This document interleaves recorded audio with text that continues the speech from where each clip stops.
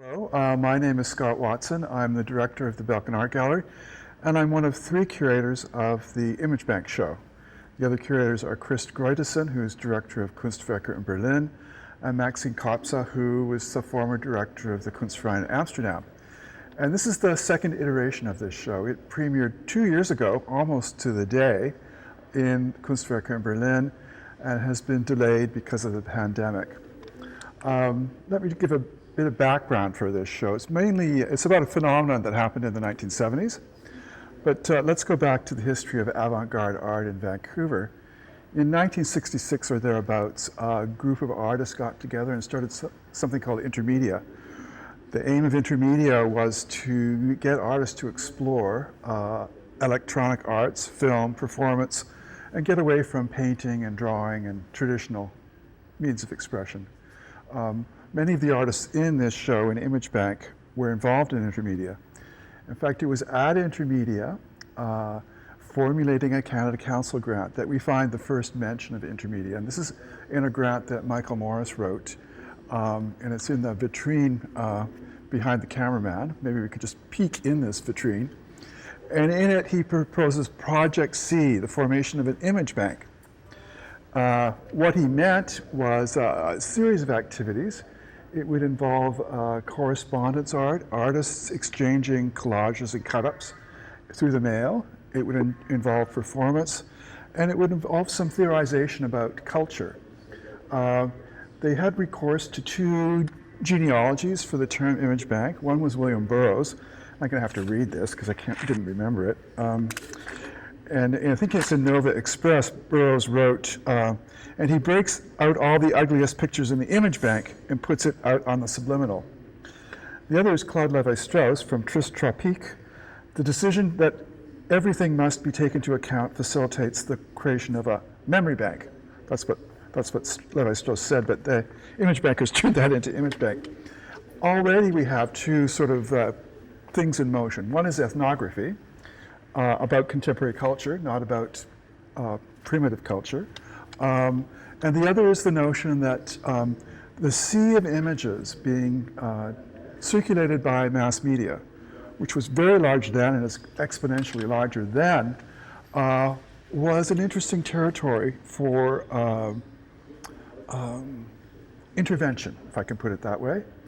And the theory was that if you collaged and cut up, and this was a William Burroughs technique, you could intervene subliminally into the image regime. According to the image bankers, we're all image banks. We all live in an image bank, we carry an image bank, and we have the power to intervene in that image bank. So that's the basic sort of matrix of what they did. And the people who first put it together and called themselves image bank were Michael Morris, Gary Lenova, and Vincent Trasov, all in their 20s at the time. I think it's interesting that Gary Lenova and Michael Morris, in their late 20s, were regarded as, the year before they started Image Bank in 1970, they were both among Canada's most famous brilliant young painters. They chose to kind of stop painting and turn to other activities. So they brought to Image Bank their national reputation as artists. The first thing Image Bank did was send out an image of the month. They only did this twice, to a list of people they had on an exchange list. Let me do a little bit of backfill, and let's go over to this wall here. Michael Morris, and later Gary Lenova, and later other people in Vancouver, first encountered what we're calling correspondence art through the figure of New York artist, what's his name? Sorry, Ray Johnson. The story, it's on the wall there in a frame, was that Michael Morris had a painting of his published in Art Forum in 1969 called The Problem of Nothing.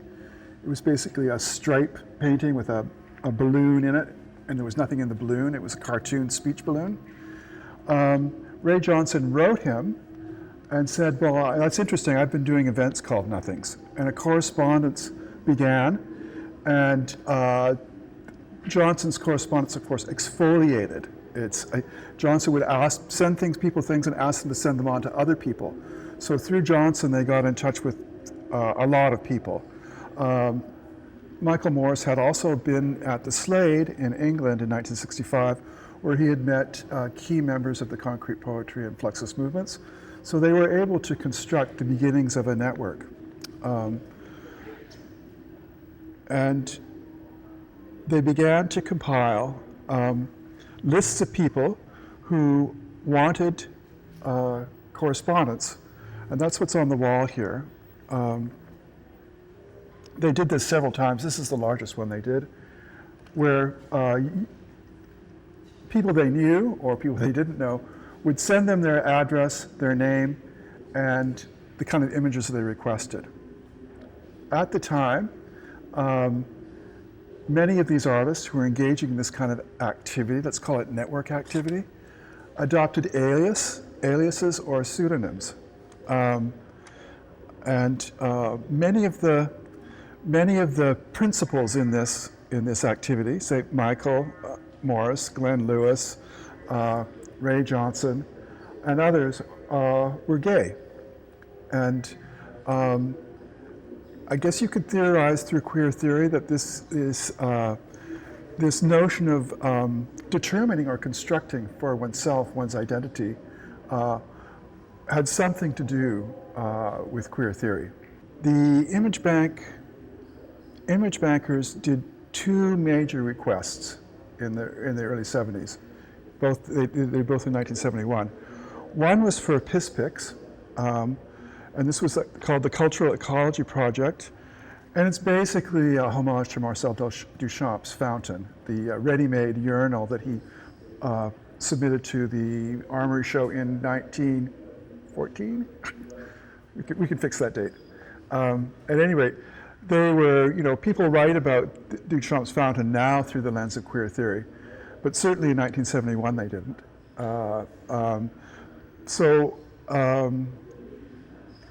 They got a lot of responses, and two of the vitrines are some of the hundreds of responses they got. The second image request was for 1984, and this was something they did kind of in concert with a Toronto group who were allied with them and worked with them many times, called General Idea. And it was, of course, a homage to George Orwell's dystopian novel and an imagination of the future as dystopian.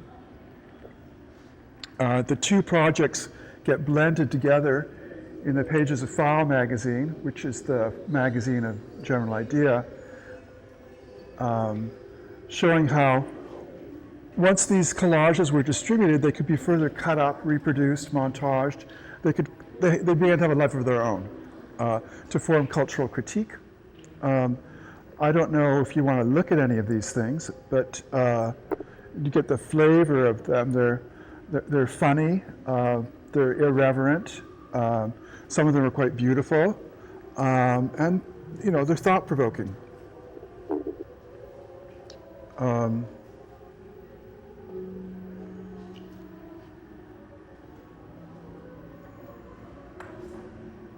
Other things in this exhibition, the exhibition has a lot of vitrines. There's over 20 vitrines in here of stuff. So in these vitrines, there are other people's image requests, other people's image events. Again, as I said, a lot of this stuff has a queer inflection. So the Tom of Finland Bulge event for Buddha University, for example, is an image request that's definitely sort of queer in its nature.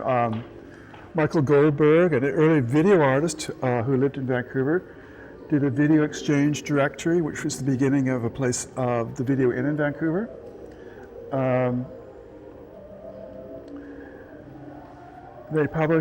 ImageBank published an image exchange directory in 1972, and there's some of the images that were published there.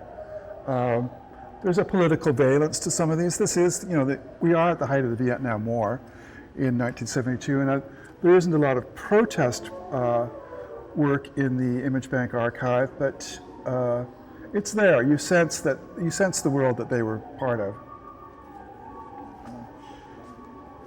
So another mail event was done by Glenn Lewis.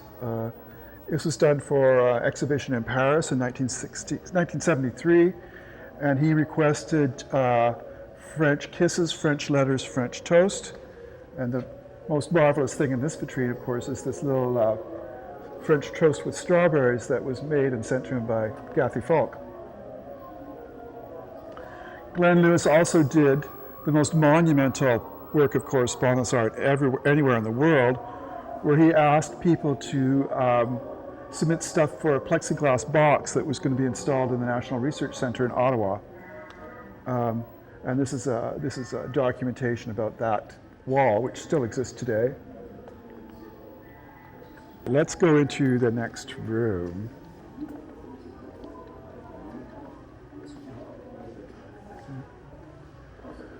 Image Bank published two editions of postcards. They were very interested in postcards. They collected postcards, and they thought that postcards were an ideal exhibition venue that you could put together an international show that was cheap and easily distributed through postcards. The first one they did in 1971, and that's in the print gallery, but we're not going to go there for this tour. Why don't we look at the second one they did, which was actually a little more ambitious and better produced.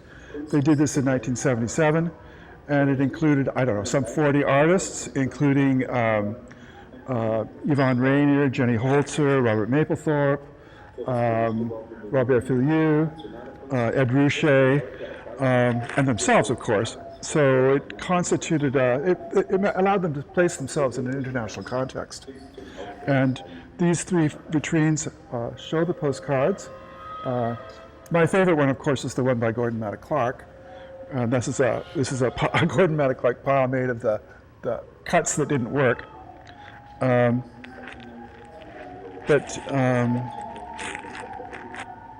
on the wall are a selection of things that were submitted to them, which they used to make the postcard.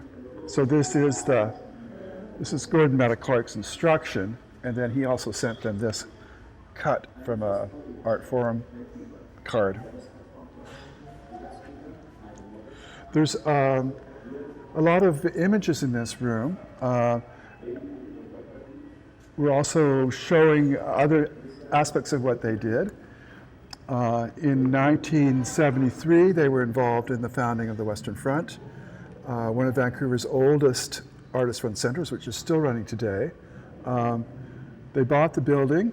8 people bought the building, including Michael Morris, Vincent Trassoff, Glenn Lewis, Eric Metcalf, Martin Bartlett, and others, and they turned it into a place of artistic production. In the first year, in fact, in the first months they were open, they were visited by a German television crew who were doing a documentary on art across Canada. So the event that the crew filmed was a birthday party for Kate Craig. It was also staged for the German crew, so it was a performance event. And we have in the Image Bank archive black and white silent film that is, I guess, all the footage they took in Vancouver. And on the smaller screen is the 6-minute Vancouver chunk of this TV show. And it shows what a banquet performance of the Western Front looked like in 1973. And there's also a snippet where they go to a place called the New Era Social Club, another artist-run collective, and where you see the color bars. So this is another project of Image Bank, and we'll get to that in a minute. Before we leave this room, I just want to point out there's a section about the Decadence on those 3 screens there in one of the vitrines. The Decadence was a big performance event that was held in Los Angeles in 1974.